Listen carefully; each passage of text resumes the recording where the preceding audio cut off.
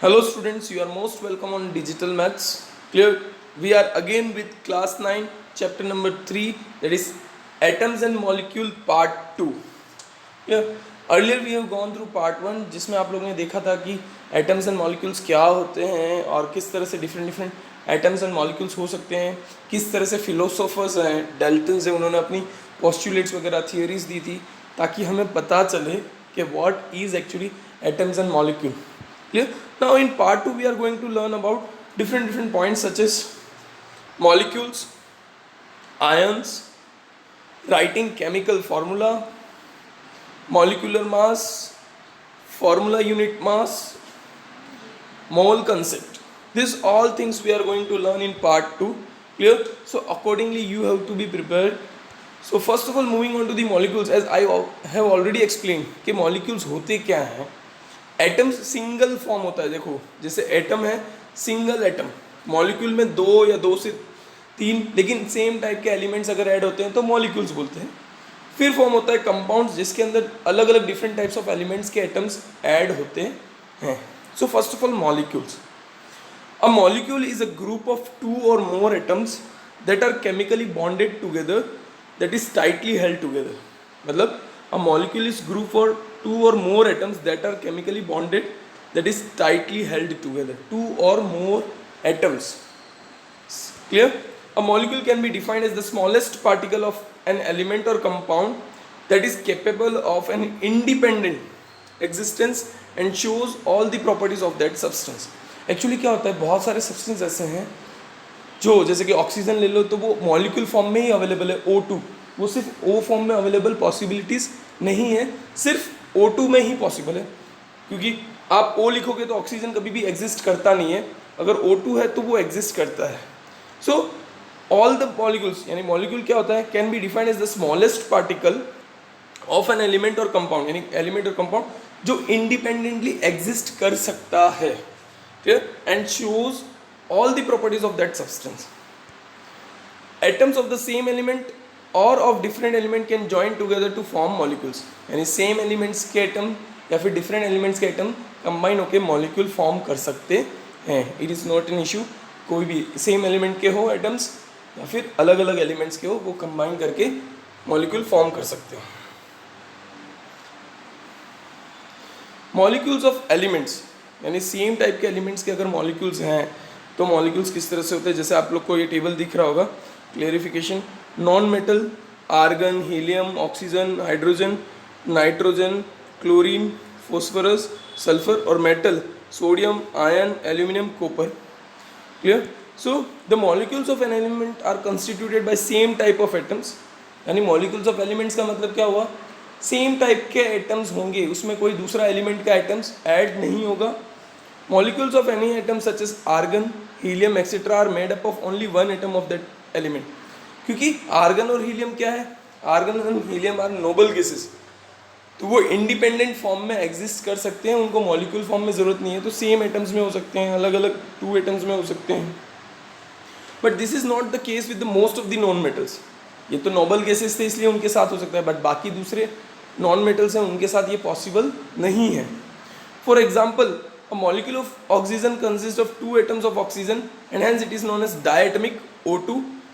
If three atoms of oxygen unite together into a molecule instead of two, we get ozone, that is O3. देखो मैंने क्या बोला था आप लोगों को कि सिंगल O पॉसिबल नहीं है क्योंकि ऑक्सीजन सिंगल एटम के फॉर्म में स्टेबल नहीं होता, इसलिए हम लोग बोलते हैं O2. यानी दो एटम्स कंबाइन हो गए तो उसको बोलेंगे डाई एटमिक. आपको पता है ओजोन लेयर, ओजोन लेयर के अंदर 3 एटम्स ऑफ ऑक्सीजन होते हैं, मीन्स O3 बोलते हैं, उसको बोलते हैं ट्राई एटमिक. सो ये चीज़ आपको पता होना चाहिए. एक सिंगल एटम है तो मोनो एटमिक, 2 है तो डाई एटमिक, 3 है तो ट्राई एटमिक, 4 है तो tetra atomic and more. Clear? इस तरह से चलता है. पॉली एटमिक भी बोल सकते हैं उसके बाद. The number of atom constituting a molecule is known as its atomicity. मतलब कितने एटम्स हैं उसके हिसाब से उसको बोलते हैं. The number of atoms constituting a molecule is known as its atomicity. Non-metals जैसे आर्गन है तो monoatomic, helium monoatomic, oxygen diatomic, hydrogen diatomic, nitrogen diatomic, इस तरह से ये पूरा टेबल है, आपकी टेक्स्ट बुक में भी अवेलेबल होगा, एक बार देख सकते हो कि कौन कौन से एलिमेंट्स हैं जो मोनोएटमिक फॉर्म में रह सकते हैं, कौन से डायटमिक में और कौन से ट्राइएटमिक में। Then moving on to the molecules of compound, जैसे मैंने बात किया था मॉलिक्यूल्स ऑफ कंपाउंड में क्या होता है, मोर देन 2 एलिमेंट्स मिक्स होते हैं।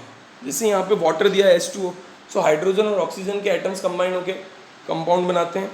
Ammonia that is NH3, so nitrogen and hydrogen combine होते हैं। Carbon dioxide that is CO2, carbon and oxygen combine होते हैं। सो उनका रेशियो फिक्स होता है, लेकिन ये चीज़ मैंने पहले ही बताई थी, constant law of constant proportion, आपने फर्स्ट पार्ट में देखा होगा, लॉ ऑफ कांस्टेंट प्रोपोर्शन, जिसके अंदर हर एक एलिमेंट का फिक्स प्रोपोर्शन होता है, चेंजेस नहीं होता। जैसे अगर वाटर है तो उसका रेशियो बाय मास होगा 1:8, क्लियर। सो 1:8 फिक्स रहेगा हमेशा। जैसे 1 पार्ट हाइड्रोजन है तो 8 पार्ट ऑक्सीजन का होगा, ये फिक्स है, उसमें कोई चेंजेस नहीं होते।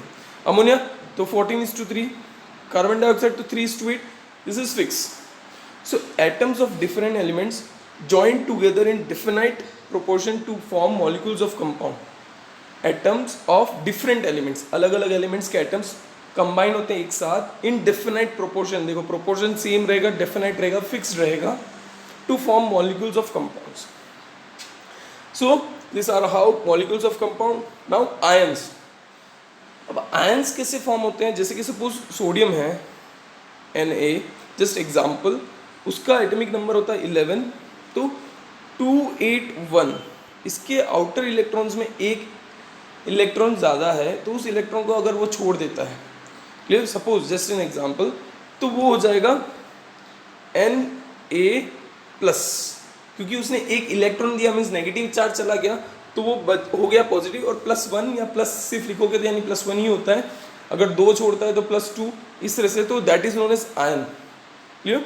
सो कैल्शियम ऑक्साइड, ऐसे करके कंपाउंड्स के आयन्स भी होते हैं, क्लियर, वो चेक करते हैं हम लोग। Compounds composed of metals and non metals contains charge species, compound composed of metals and non metals, जो मेटल और नॉन मेटल से बनते हैं उनके अंदर एक चार्ज स्पीसीज होते हैं, this charge species are known as ions.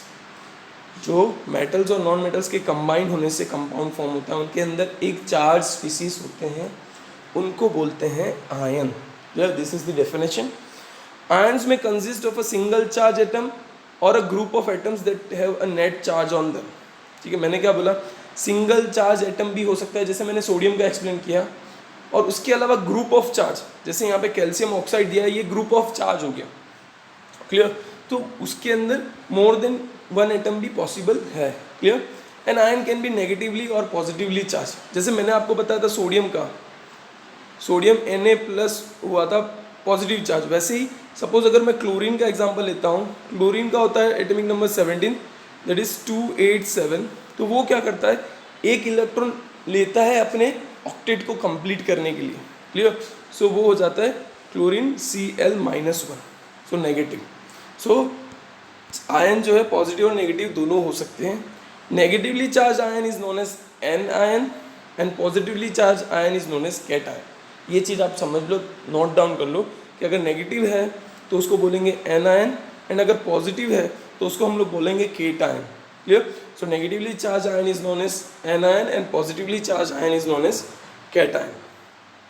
Take for example sodium chloride NaCl, it constitute particles are positively charge sodium ion, मैंने बताया Na+, and negatively charge chloride ion NaCl-। ये प्लस और minus दोनों 1-1 था, इसीलिए ये डायरेक्ट बॉन्ड बन गया NaCl। अगर प्लस और माइनस बराबर नहीं होता तो फॉर्मूला चेंज होता। जैसे सपोज अगर मैं मैग्नीशियम लेता हूँ, मैग्नीशियम Mg, इसका एटॉमिक नंबर होता है 12, सो 282, तो इसको 2 इलेक्ट्रॉन्स लीव करने पड़ेंगे, क्लियर। और अगर मैं क्लोरीन के साथ इसका रिएक्ट, जैसे 2 इलेक्ट्रॉन्स लीव करता है तो Mg+2 हो गया।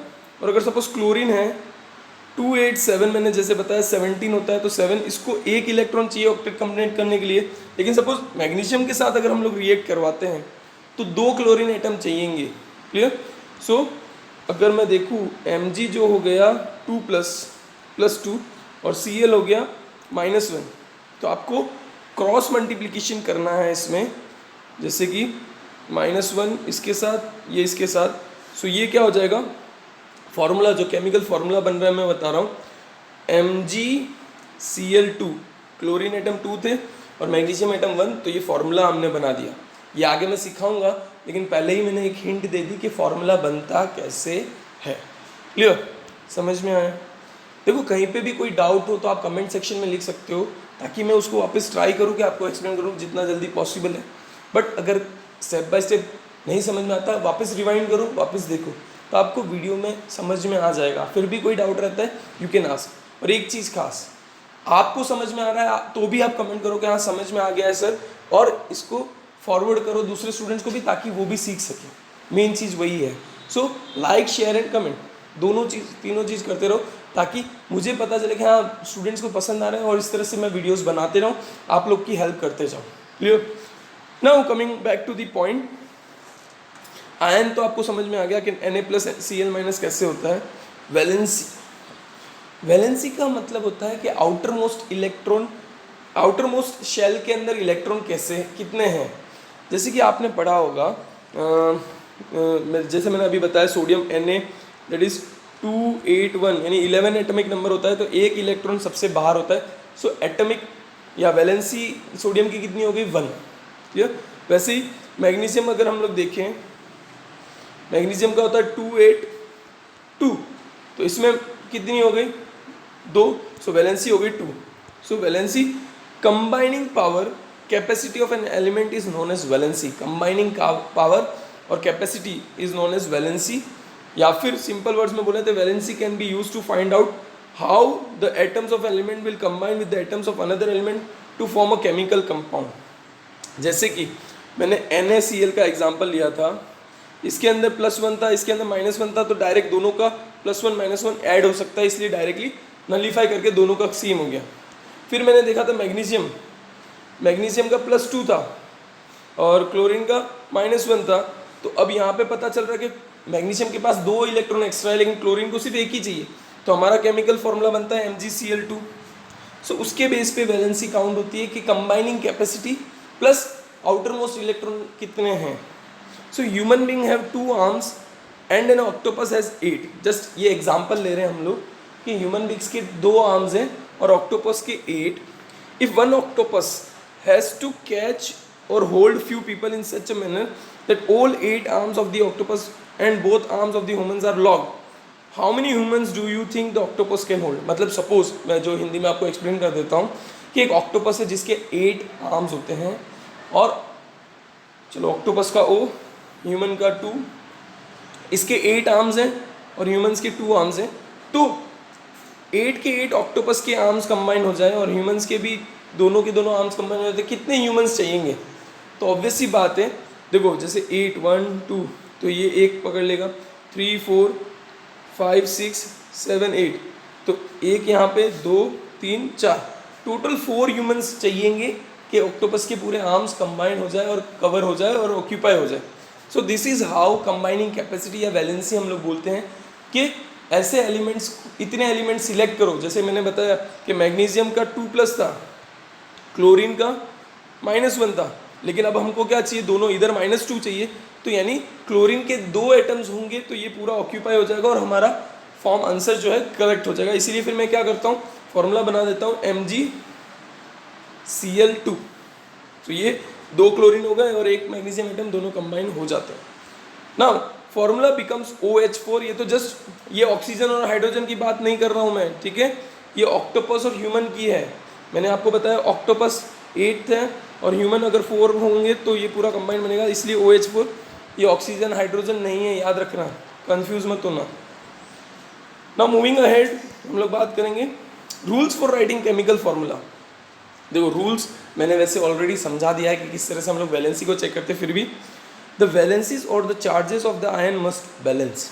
मैंने बताया +2 मैग्नीशियम -1 क्लोरीन, तो दोनों का बैलेंस होना चाहिए, बैलेंस नहीं होता तो प्रॉब्लम हो जाएगा।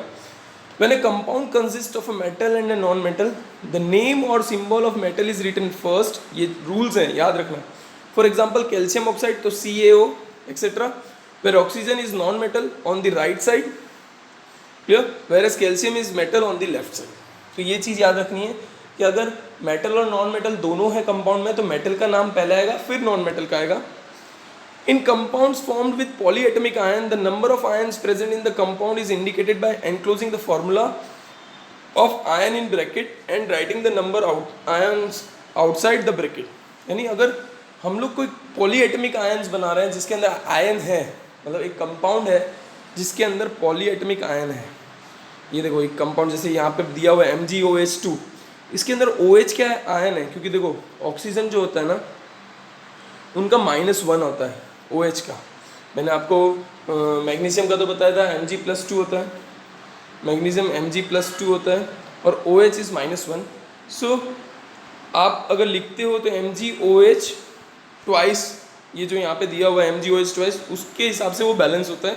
तो आपको जब भी आयन यूज़ कर रहे हो तो उसको ब्रैकेट में लिख के फिर 2 बाहर लिखना है, इस तरह से रिप्रेजेंट. ये फॉर्म सिर्फ रूल्स बता रहा हूँ आपको, बाकी और कुछ नहीं. In case the number polyatomic ion is 1 the bracket is not required. मतलब यहाँ पे तो पॉलीएटमिक आयन 2 थे इसीलिए मैंने ब्रैकेट लगा के 2 लिखा. लेकिन अगर 1 ही है जैसे NaOH तो आपको ब्रैकेट लगाने की ज़रूरत नहीं है, उसके आगे 1 लिखने की ज़रूरत नहीं है. ये रूल्स खाली आप याद रखने हैं, आपका सॉल्यूशन हो जाएगा. क्लियर. फिर name and symbol of ions. ये कुछ नेम्स एंड सिंबल्स आपकी टेक्स्ट बुक में दिए हुए हैं, उनके सिर्फ बता रहा हूँ मैं. जैसे सोडियम है तो Na+, potassium K+, silver Ag+, copper Cu+, then magnesium Mg2+, calcium Ca2+. So ये सब आपकी बुक के अंदर ऑलरेडी है, आप देख सकते हो. डोंट वरी, जस्ट आप इसको रिवाइज करके खाली याद करने की कोशिश करो क्योंकि जहाँ यूज़ होता है हमको यूज़ करना पड़ेगा उसको. Formula for simple compound, formula for hydrogen chloride. Hydrogen chlorine valency hydrogen की 1 होती है, क्लोरीन की भी 1 होती है, आपको पता है. H दैट इज 1 तो इसकी 1 हो गई. क्लोरीन मैंने आपको ऑलरेडी बताया 287 यानी -1, एक इलेक्ट्रॉन चाहिए तो इसका भी 1 हुआ. सो दोनों का हमने लिख दिया 1 1. दोनों को क्रॉस मल्टीप्लिकेशन करेंगे तो formula for compound would be HCl.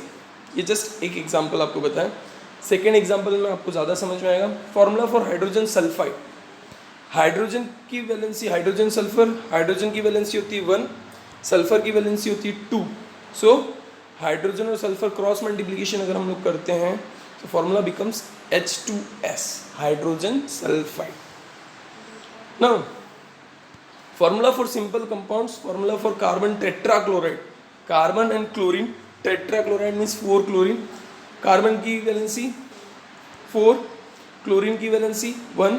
Cross multiplication अगर हम लोग करेंगे तो कार्बन के साथ 1 मल्टीप्लाई होगा, क्लोरीन के साथ 4, तो CCl4 is the formula for compound that is carbon tetrachloride. I hope आपको समझ में आ रहा होगा. खाली वैलेंसीज लिखनी है. वैलेंसी का टेबल मैंने आपको दिया था, उसमें से चेक करके वैलेंसीज लिखो और उसके अकॉर्डिंग कैलकुलेट करो, फॉर्मूला बन जाएगा. फॉर्मूला फॉर मैग्नीशियम क्लोराइड मैं ऑलरेडी बता चुका हूँ. मैग्नीशियम एंड क्लोरीन वैलेंसी दोनों की होती है 2 और क्लोरीन की 1. सो क्रॉस मल्टीप्लिकेशन अगर करेंगे तो MgCl2, ये मैं ऑलरेडी बता चुका हूँ. So magnesium chloride that is MgCl2. Molecular mass. What is molecular mass now? The molecular mass of substance is the sum of the atomic mass of all the atoms in the molecules of the substance. मतलब जितने भी atoms हैं उन सब के masses का addition. Clear. The molecular mass of substance is the sum of the atomic masses of all the atoms in the molecule of the substance. जैसे suppose इसको बोल सकते हैं it is relative mass of molecular expressed in AMU, atomic mass unit, यानी U लिखते हैं हम लोग. पहले AMU लिखा जाता था, मैंने ऑलरेडी आपको बताया था, but now it is written as U, atomic mass unit. Example hydrogen H2O. Hydrogen का एटमिक मास होता है 1, ऑक्सीजन का एटमिक मास होता है 16.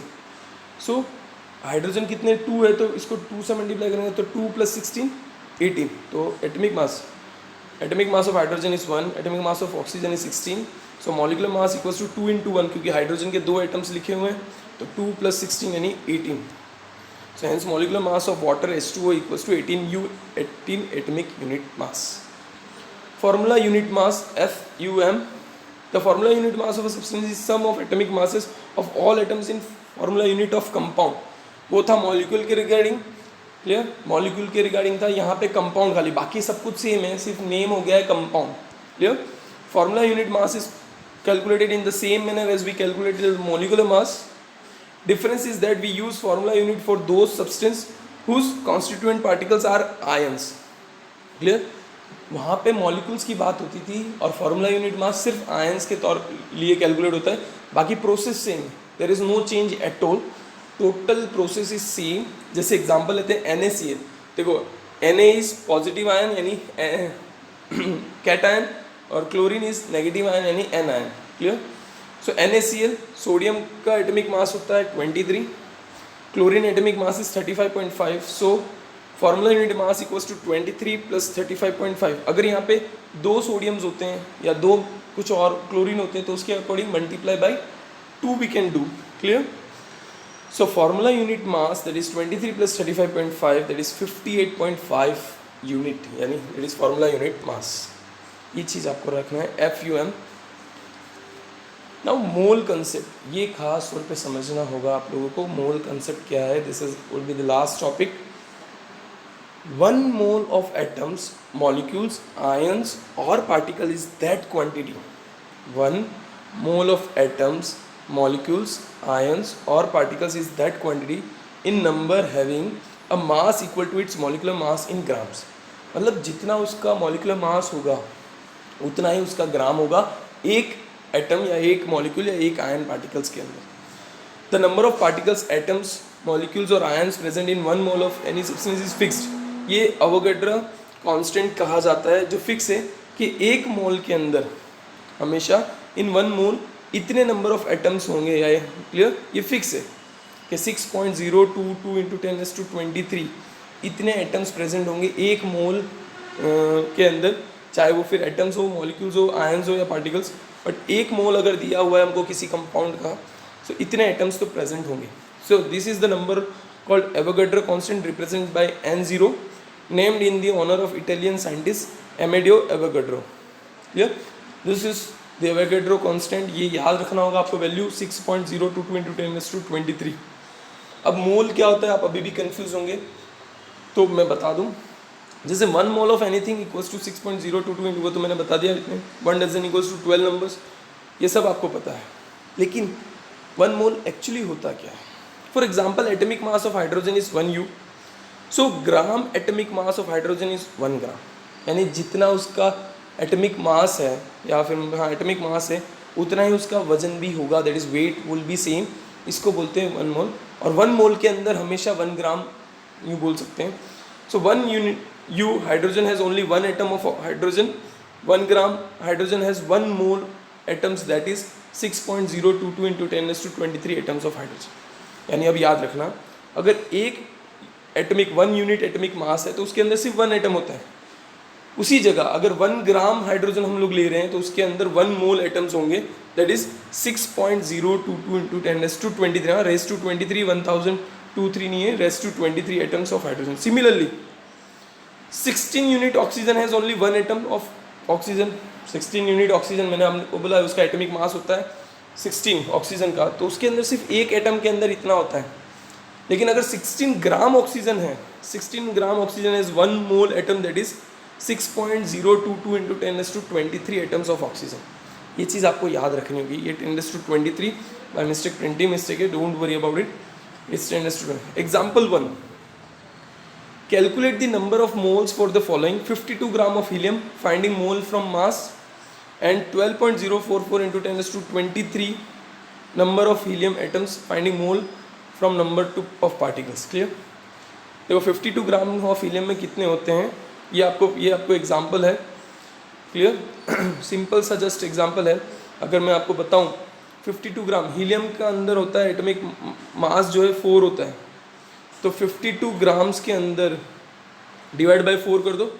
52 डिवाइड बाय 4 मीन्स 13. सो कितने हुए?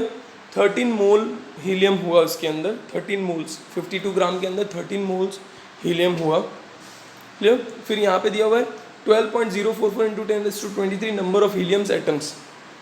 आपको फाइंड करना है मोल कितने होंगे, तो आपको सिंपल क्या करना है, 12.044 इंटू 10⁻23 डिवाइड बाई 6.022 इंटू 10⁻23, क्योंकि आपको पता है 6.022 इंटू 10⁻23 मतलब 1 मोल होता है, तो उसमें से अगर हम लोग कैंसिल करते हैं तो आंसर आता है 2, मीन्स 2 मोल प्रेजेंट है।